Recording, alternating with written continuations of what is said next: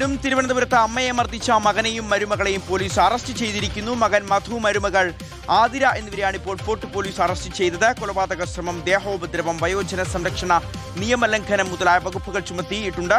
ആക്രമണത്തിൽ വയോധികയ്ക്ക് ഗുരുതരമായി തന്നെ പരിക്കേറ്റിരുന്നു. സരസ്വതി അമ്മയെ മകനും മരുമകളും മർദ്ദിച്ചെന്നുള്ള വാർത്ത റിപ്പോർട്ടർ ആണ് ആദ്യം പുറത്തു കൊണ്ടുവന്നത്. സുനിഷ അയലൂരിലേക്ക് പോവുകയാണ്. സുനിഷ, അമ്മയുടെ ആ മുഖം ഇപ്പോഴും ഉള്ളിൽ നിന്ന് പോയിട്ടില്ല. ചുണ്ടിൽ തന്നെ നിരവധി സ്റ്റിച്ചുകൾ ഉണ്ടായിരുന്നു. ശരീരമാസകലം മുറിവുകൾ ഉണ്ടായിരുന്നു. വീട്ടിലൊരു സമാധാനവും ആ അമ്മയ്ക്ക് ഈ മകനും മരുമകളും നൽകിയിട്ടില്ല. പക്ഷേ കൃത്യമായ ഇടപെടൽ നടത്താൻ പോലീസ് ശ്രമിച്ചിട്ട് പോലുമില്ല. കേസ് ഒത്തുതീർപ്പാക്കാനാണ് പോലീസ് ശ്രമിച്ചത്. പിന്നീട് ബിന്ദു കൃഷ്ണയൊക്കെ നമ്മുടെ വാർത്തയ്ക്ക് പിന്നാലെ ഇടപെട്ടതാണ്. എന്താണെങ്കിലും ഒടുവിൽ അല്പം വൈകിയാണെങ്കിൽ പോലും പോലീസ് നടപടി സ്വീകരിച്ചിരിക്കുന്നു, അല്ലേ സുനിഷ?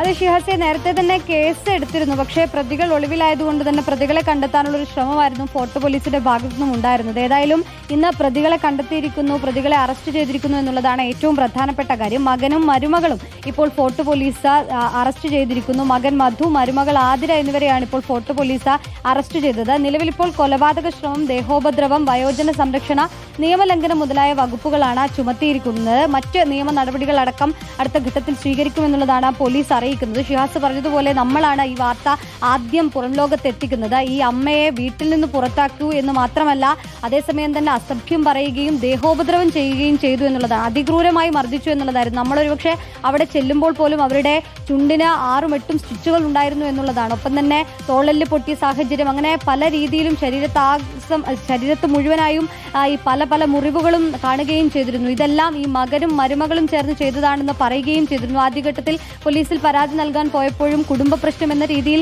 ഒത്തുതീർപ്പാക്കാനുള്ള ശ്രമങ്ങൾ അത് രണ്ടു കൂട്ടരുടെ ഭാഗത്തു നിന്നും നടന്നിരുന്നു. പക്ഷേ നമ്മൾ വാർത്ത നൽകിയതിന് പിന്നാലെ ബിന്ദു കൃഷ്ണ ഉൾപ്പെടെയുള്ള മന്ത്രിമാർ ഇടപെടുകയും പിന്നാലെ തന്നെ പോലീസ് അതിവേഗത്തിൽ നടപടികൾ കൈക്കൊള്ളുകയും ചെയ്തിരുന്നു. പക്ഷേ അതിനിടയിലാണ് രണ്ടുപേരും ഒളിവിൽ പോകുന്നൊരു സാഹചര്യം ഉണ്ടായത്. ഏതായാലും പ്രതികളെ പിടികൂടിയിരിക്കുന്നു എന്നുള്ളതാണ് ഏറ്റവും പ്രധാനപ്പെട്ട കാര്യം. നിലവിൽ ഇപ്പോൾ നിരവധി വകുപ്പുകൾ ചേർത്തുകൊണ്ട് തന്നെ അറസ്റ്റ് ചെയ്തിട്ടുണ്ട്. മറ്റ് നിയമ നടപടികൾ പ്രതികൾക്കെതിരെ സ്വീകരിച്ചു വരികയാണ് എന്നുള്ളതാണ് ഫോർട്ട് പോലീസ് അറിയിക്കുന്നത്. ഷിഹാസ്. ശരി, സുനിഷ അയലൂരാണ് വിവരങ്ങൾ നൽകിയത്.